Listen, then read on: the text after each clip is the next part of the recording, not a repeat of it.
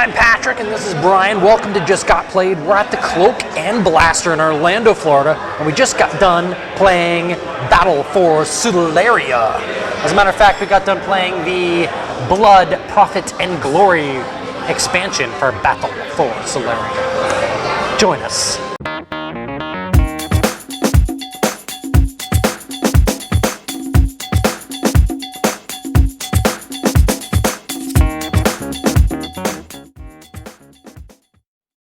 Brian, tell us all about Battle for Solaria. Sure, will do. Battle for Solaria, it's a two-player combat card game. There's also some hand card management, some economic resource, and it takes about 45 minutes. I think it took us about 45 minutes to play or so. It's customizable and expandable. We were playing with the expansions Blood, Profit, and Glory. And in the Battle for Solaria, it's set in a dystopian future in which people were mining the planet for this special Solarium crystal, and they ended up cracking the earth and basically let out a whole bunch of poisonous toxins and gas, which killed everybody and destroyed lots of the planet. However, the company that was doing this fracking or this mining expedition actually thought that might happen, so they built these biodomes and put all their workers in there to keep them safe. And but they underestimated human survivability, and all of a sudden people were coming out of the woodwork and they overran the biodomes, and there was too much overcrowding, plague, and disease that took place. And so, but the company, they had pretty good security, so then they basically instituted a purification project or ethnic cleansing, where they just basically rounded up all the people they didn't like and kicked them outside to die in the wastelands. The people in the company were pretty technologically savvy and efficient.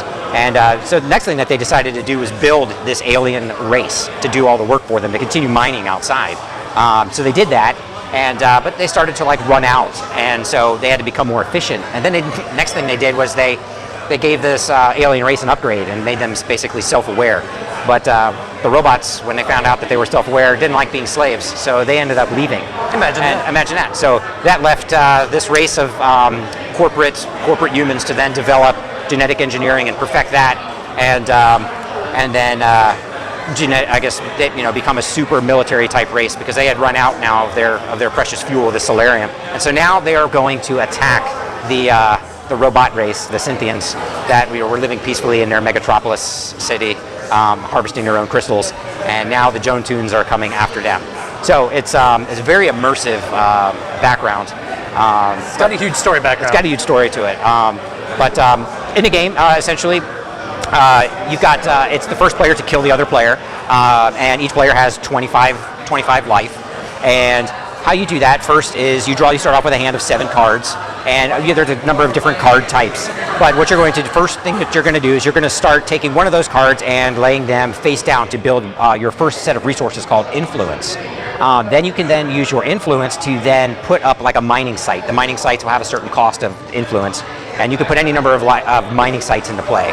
The mining sites have sometimes special abilities on them, but generally they produce a certain amount of Solarium that they will get, which is going to be the next resource that you're going to be able to spend to bring combatants into play, which sometimes they generate Solarium, sometimes they can be used for attack or defense.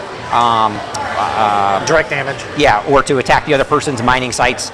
If you attack their mining sites and you actually kill it, any of the damage that exceeds the mining site actually then carries over towards the player.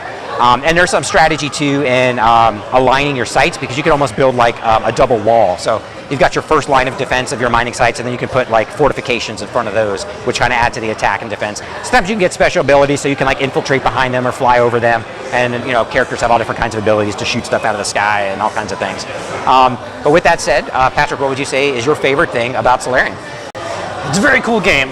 If I had to pick one thing that I like the most about Solarium, it's going to be that it has this aspect where you start to get out your combatants, or you start to get out your sites, and you're allowed to build off of them, and the assets that you get out get stronger and stronger and stronger during the course of the game. I love that. There's another game called Pirate Attack that has something very similar to it that we reviewed not too long ago, where you get your assets out and you build your ships up a little bit stronger, and that's really what I like. I like games that do that, and there's lots of combative games that are out there that do that, but this one does it almost like as a primary mechanism, really. If there's one thing that you really like. There's a couple things that I like about it, but I'll try to wrap them all into just one. Basically, it's custom. I would say it's immersive, and it's immersive because the artwork is great, and it's customizable and expandable. So you get to construct your deck from a pile of different types of cards. So you can make it kind of do whatever you want to do, or whatever you think the best strategy is going to be for it, and that kind of gets you into, helps immerse you into it. And it's got a great storyline, and the artwork, it just kind of works well together, and the fact that it's customizable, you're in there and you're trying to pull off what you originally set out to do. So I would say it's very immersive. They spared no expense on the art, that's for sure. The stuff looks very high fantasy and really good. But what would you say is the thing that you like least? I think they could probably tighten up the rules just a little bit. I mean, we house rules, made a couple house rules for a lot of stuff. That really didn't take a lot of thought, but I think if they could really tighten down the rules just a touch. If there's one thing I liked the least about it, if I had to pick one thing, they could probably tweak those rules a little bit. Okay. And if there's one thing that you like the least? The thing I think I like the least is that it's only a 2-player game. I think it would be kind of fun to have just a couple of decks and figure out like a team play or something like that, or some alternate rules where you could have, 3, 4, 5 players or something like that. Maybe eventually we'll see some more expansions that'll allow more players to come in. There were some mercenary cards that could be, that made it in there, so maybe that could have a whole separate mercenary faction or by itself, or a new alien race maybe, or something that shows up. I think that would be kind of cool. Add a little bit of diplomacy in there, get some more players roped in, so you have bigger, badder battles. But again, Battle for Solaria, I believe was already successful on Kickstarter. But Blood, Profit, and Glory is coming to Kickstarter very, very soon.